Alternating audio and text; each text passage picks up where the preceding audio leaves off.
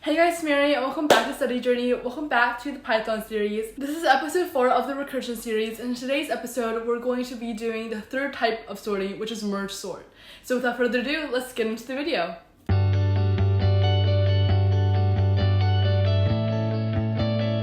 Okay, so now we're going to be talking about what merge sort is, and this is going to be the last type of sorting, and it is also the hardest, but we're going to split it into two parts. So this is the first episode of this part. Okay, so what is merge sort? Merge sort is an efficient, general-purpose, and comparison-based sorting algorithm. The merge sort method divides a list into halves, then iterates through the new halves, continually dividing them down further to their smaller parts. The merge sort algorithm repeatedly divides a list into two until all the elements are separated individually. Pairs of elements are then compiled, placed into order, and combined. The process is then repeated until the list is recompiled as a whole. So let's look at an example because that is kind of hard to understand. So for example, we are given a list with the numbers 14, 7, 3, and 12. First, we split it down the middle, so there's 14 and 7 on one side and then 3 and 12 on the other side.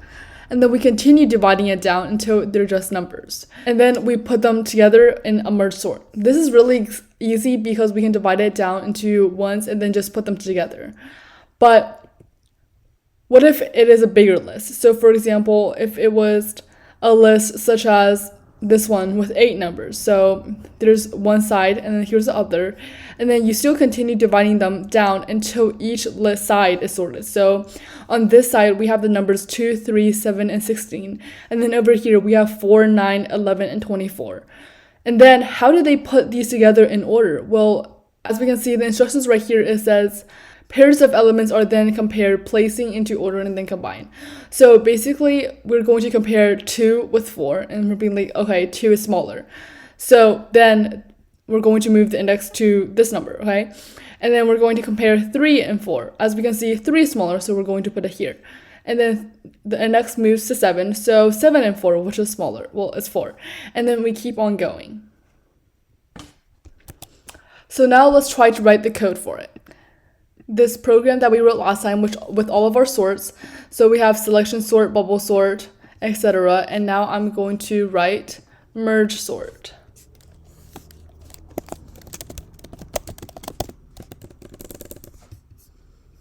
Okay, so basically how merge sort is, well, first of all, we can define a merge sort.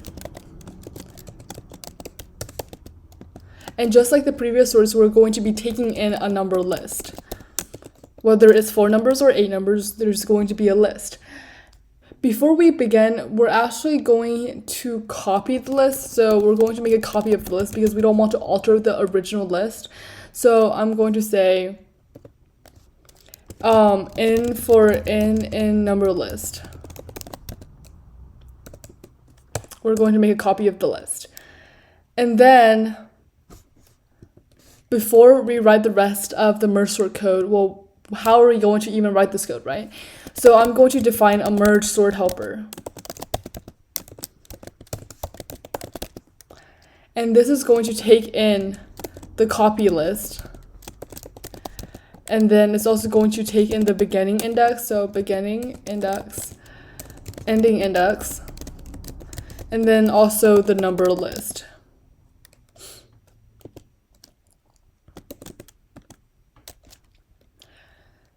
And basically, we're going to be comparing it and actually making each side a sorted list before combining them.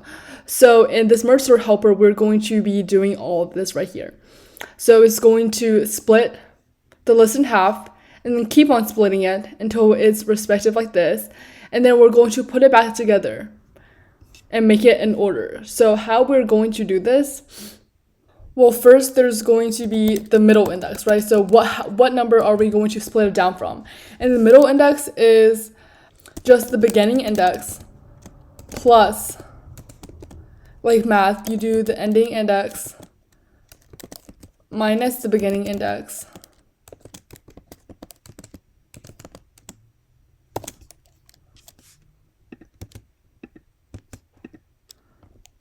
And then we're going to divide it by 2. And this means whole number divided, so it's not going to be like 2.5. Now that we have this, we can call the merge sort helper again because we want to sort the list continually. So after we divide the list in half, we're going to keep on dividing it. So I'm going to call the merge sort helper, and the copy list is going to be the number list with still the beginning index as the beginning index, and then the middle index is going to be the ending index because you split it in half. So for the left side right here, the ending index is going to be the middle index. And then for the second part, the beginning index is going to be the middle index plus 1, and then the ending index is still going to be the ending index. So the beginning index with the middle index as the end, and then we're going to have the copy list as the number list.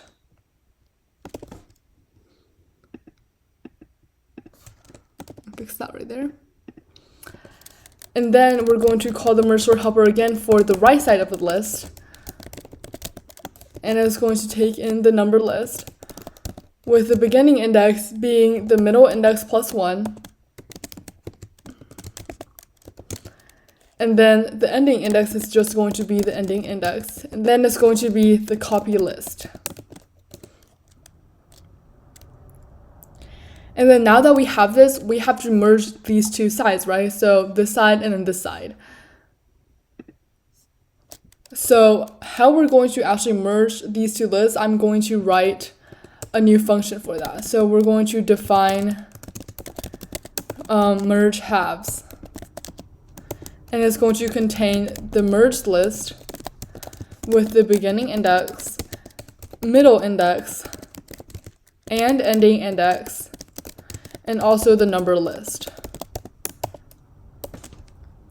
Okay, so now that we have this, after we define it, we can just call it right here in the helper. So we're going to call merge halves with the merge list being the copy list,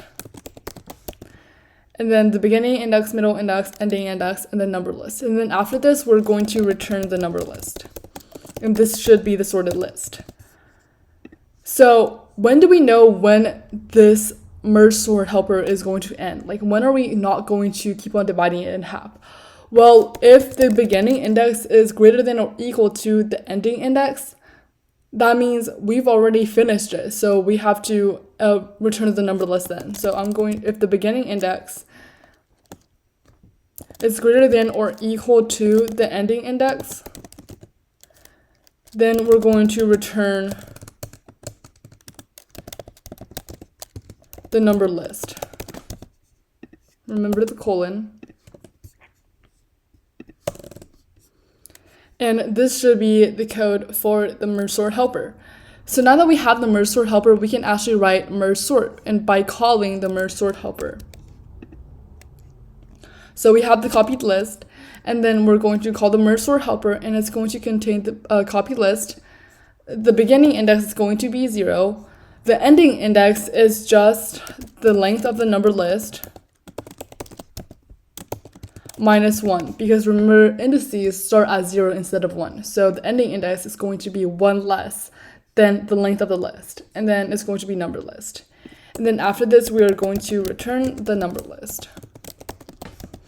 And this should give you sorted list with merge sort. However, we have not defined merge halves yet, and we're going to be defining this in the next episode.